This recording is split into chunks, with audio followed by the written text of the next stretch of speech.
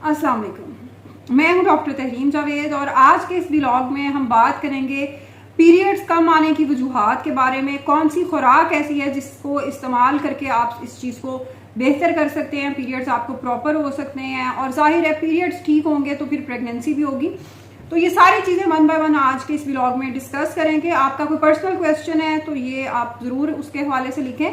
Periods कम आना शायद आज से 5-6 साल पहले इतना कॉमन ये नहीं था और हमारे पास आउटडोर में आने वाला हर दूसरा पेशेंट इसी प्रॉब्लम के साथ आ रहा होता है कि जी माहवारी खुल के नहीं होती और पीरियड्स ठीक नहीं होते। आज से 2-3 साल पहले मुझे पीरियड्स बहुत ठीक होते थे, अब मुझे 2 से 3 दिन होते हैं और वो भी सही तरह नहीं होते, दर्द होता रहता है और ये सारी चीज़ें।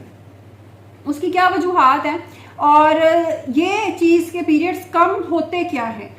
बेसिकली आपको कितना फ्लो होना चाहिए, आपको बेसिकली जो आपकी पीरियड्स का टाइम है उसमें आपको 3 टेबलस्पून का फ्लो होना चाहिए। और अच्छा, टेबलस्पून कितना ये होता है, जो टीस्पून है आपका वो 5 ml का है, 5 मिलीलीटर का है और जो टेबलस्पून है जो बड़ा चम्मच है वो जाहिर है लोगों को नहीं पता होता, तो वो 10 ml 10 मिलीलीटर उसमें तकरीबन होता है। तो वो आप इजीली अंदाज़ा लगा सकते हैं कि आपके क्या 2-3 दिन के अंदर ये इतना फ्लो होता है कि 10 ये आपका फ्लो इतना होता है कि नहीं होता। और अच्छा, पैड्स के हवाले से भी कुछ लोग इसको मेजर करते हैं कि जी कुछ लोग बहुत देर के बाद पैड चेंज करते हैं, कुछ फ़ौरन चेंज करते हैं कि जी हम तो दिन में 6 से 10 पैड्स चेंज करते हैं, कुछ 2 से 3, कुछ कहते हैं हम तो सारा दिन एक ही पैड रखते हैं। एक ही पैड नहीं रखना आपने, 3-4 बार आपने ज़रूर पहले 3-4 दिन के अंदर चेंज करना है अगर आपका फ्लो कम भी है या ज़्यादा भी है, क्योंकि उससे इन्फेक्शन वगैरह होने का रिस्क उसमें बढ़ जाता है। तो इस तरह आपने अंदाज़ा लगाना है कि आपको ये जितने भी दिन है इनमें क्या 3 टेबलस्पून्स इतना फ्लो हो रहा है या नहीं हो रहा, यानी कि 30 मिलीलीटर तकरीबन फ्लो हो रहा है या नहीं हो रहा। अगर तो इतना फ्लो आपको हो रहा है तो फिर ठीक है, और अगर इससे कम है तो फिर ऑब्वियसली परेशानी की बात है, उसको फिर देखने की ज़रूरत है। उसकी बहुत सारी वजूहात हो सकती हैं।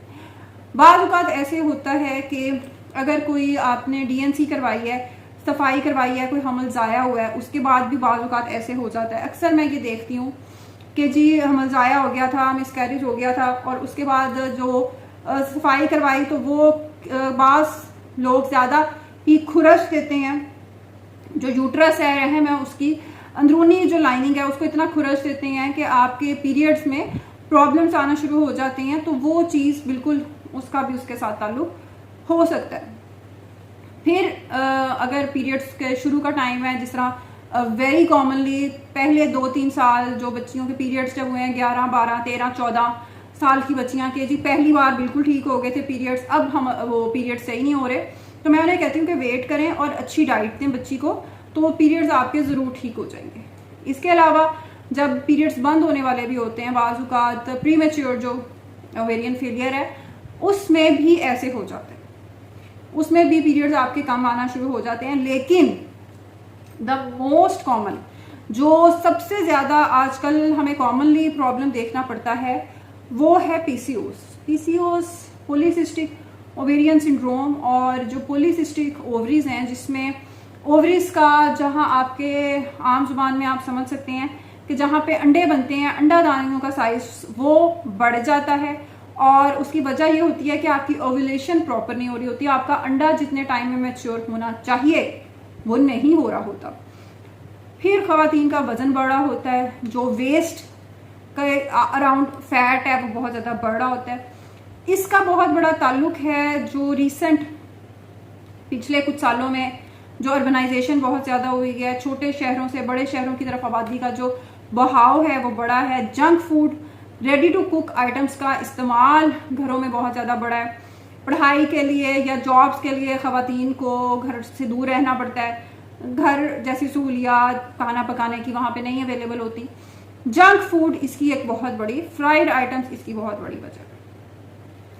अच्छा, इसमें भी 2 एक्सट्रीम आ जाती हैं कि कुछ ख़वातीन होती हैं जो बहुत ओबीस होती हैं, जिनका वज़न बहुत ज़्यादा होता है, उनमें भी ये प्रॉब्लम आता है। और बाज़ औक़ात कुछ ख़वातीन समझ रही होती हैं कि हम तो बहुत स्लिम हैं, हम बहुत एथलेटिक हैं, हम बहुत एक्सरसाइज करते हैं, इसलिए हम जो कुछ भी खाएं चाहे जितनी मर्जी फ्राइड चीज़ें लें, तो उससे कोई फ़र्क नहीं पड़ता, क्योंकि हम तो स्लिम और स्मार्ट हैं।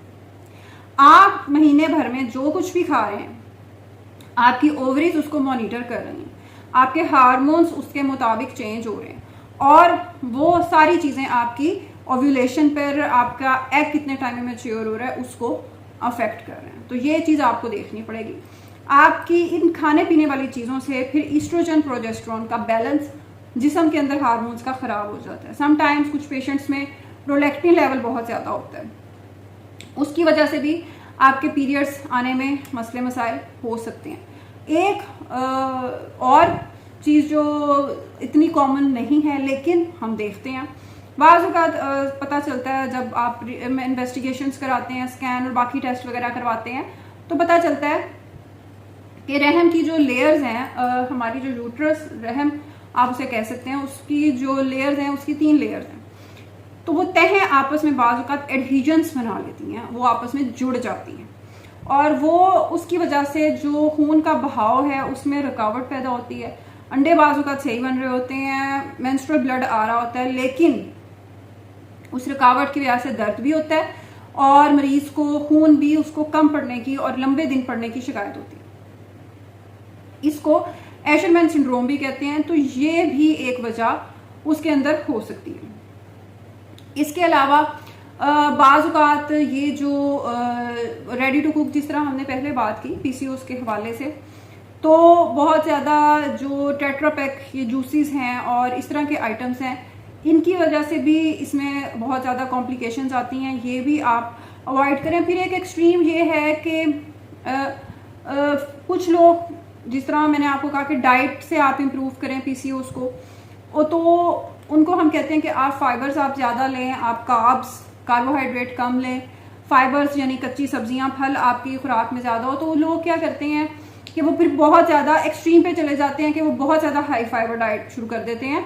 तो ये चीज़ भी नहीं आपने करनी कि आपके कार्ब्स का लेवल बिल्कुल ही जिस्म के अंदर कम हो जाए। आपने मॉडरेट डाइट करनी है। कार्बोहाइड्रेट्स आपके डाइट के अंदर रोटी, चावल, ये चीज़ें भी मौजूद हों, उनका पोर्शन आप कम करते जाएं। इसी तरह फाइबर्स भी मौजूद हों, फ्रूट, वेजिटेबल्स, दूध, प्रोटीन, अंडा, ये चीज़ें भी इस्तेमाल करें, लेकिन किसी एक ही डाइट को स्टिक ना करें, क्योंकि बहुत ज़्यादा हाई फाइबर डाइट भी समटाइम्स इस तरह की प्रॉब्लम्स कर देती है। तो ये कुछ वजूहात हैं। अगर आप इसके हवाले से कोई प्रॉब्लम फेस कर रहे हैं कि पीरियड्स कम आ रहे हैं, पहले बिल्कुल ठीक थे, तो आप भी अपना एक्सपीरियंस ज़रूर शेयर करें। अल्लाह हाफ़िज़।